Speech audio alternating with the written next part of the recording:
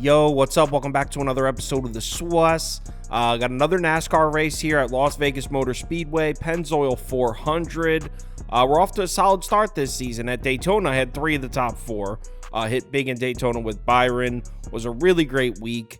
Last week, not so much. My big pick was Kyle Larson, and he wrecked, even though he was looking great before he wrecked. I did give out Daniel Suarez as a long shot, though, so yeah, we really are off to a great start this season. Hopefully that continues. I got 3 or 4 drivers I want to go through. Let's go. Welcome to the SWUS. The SWUS. SWUS. Hey, get the SWUS. All right, so I want to start things out with Kyle Busch. He's actually from Las Vegas. This is his home track. He's got great numbers here. In his last 6 races at this track, he's got an average finish of 5.0, 5 out of 6 top 10s, 5 out of 6 top 5s. No wins, though. Tell me this man isn't due for a win here.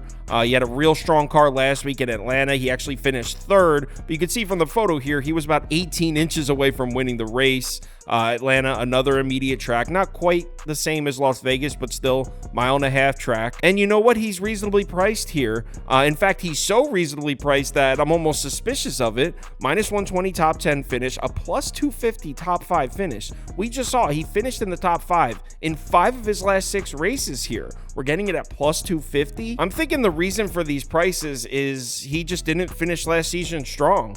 You can see here in the first 20 races, he had 12 top 10s, 7 top 5s, and an average finish of 11.75. Compare that to how he finished last season. In his last 17 races, the average finish drops down to 19.24, just 5 top 10s and 3 top 5s. So I'm hoping that's why we're getting such a good price here. Definitely feels a little too good to be true, if I'm being honest. I would imagine there's a lot of people betting Kyle Busch in this one.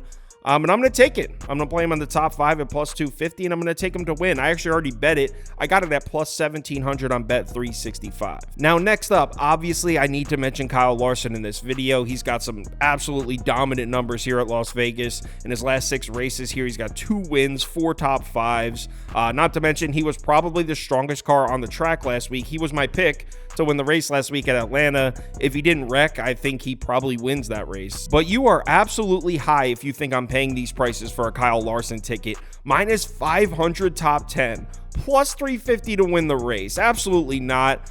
So as much as I think Larson has a great chance to win this race, there's just not enough incentive for me to buy in here, so I'm actually going to stay off Larson. Now, next up, let's talk Denny Hamlin. Hamlin's not a guy I normally look at because he's usually so expensive. Kind of reasonable here. -110 top 10, +1800 to win the race. In the last 3 seasons, Denny Hamlin has raced on an intermediate track 51 times in the Cup Series. He's got a great average finish, 10.18, 33 top 10s, 33 out of 51, and they're giving us a -110 price tag. That's value. How has Denny Hamlin produced at Las Vegas? Excellent. In his last 6 races here, he's got 4 top 10s, 3 top 5s. He won here in September 2021. So why are we getting such good prices on Hamlin? It's got to be his start to this season, I guess. I mean, he finished 19th at Daytona 2 weeks ago, 23rd at Atlanta last week. That has to be the reason for these prices. I mean, I call bullshit. We're writing Denny Hamlin off because of 2 races. We're 2 weeks into the season. So I'm going to ladder Hamlin here. I'm taking him top 10 -110, top 5 +275, and to win the race at +1800. Now, the last driver I want to bring up is Alex Bowman. I just bet Bowman 2 weeks ago at Daytona. I hit on his top 10. I also bet him to win, so obviously I didn't get that one, but I hit on his top 10. Look at the prices here. +2200 winner, +375 top 5. They have Bowman as a bit of a long shot here. Why is that? Well, because he really doesn't have great looking numbers at this track. His last 5 races here at Las Vegas, just a 17.6 average finish. That is not good. 2 top 10s, 2 top 5s with a win, though. But you want to know which race he won? This one last year, the Pennzoil 400 2023, March 6th. He won this race. So he doesn't have the greatest numbers at Las Vegas, but he won this exact race last season. And you want to talk about similar tracks? NASCAR's track profiler has the most similar track to Las Vegas listed as Kansas. Both tracks are 1.5 miles. Both are very similar.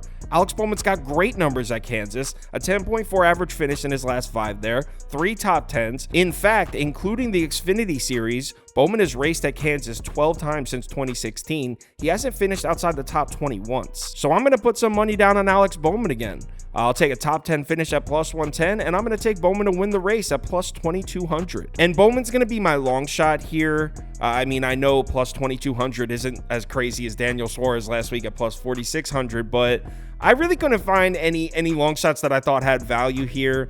If you're looking to take an absolute home run swing, maybe Michael McDowell plus 10,000, but listen, just because Suarez hit last week, this is a real home run swing here. So if you're looking to take one, Michael McDowell would be my long shot pick here. So yeah, those are my bets for Las Vegas. We're off to a great start this season. Like I said, hopefully that continues. If you want my top bets for all sports parlays of the day, or you'd like to join our Discord, head over to KyleKirms.com. The information's right there on the homepage. Let's have ourselves a great Sunday. Remember to bet responsibly, and I'll talk to you in the Discord.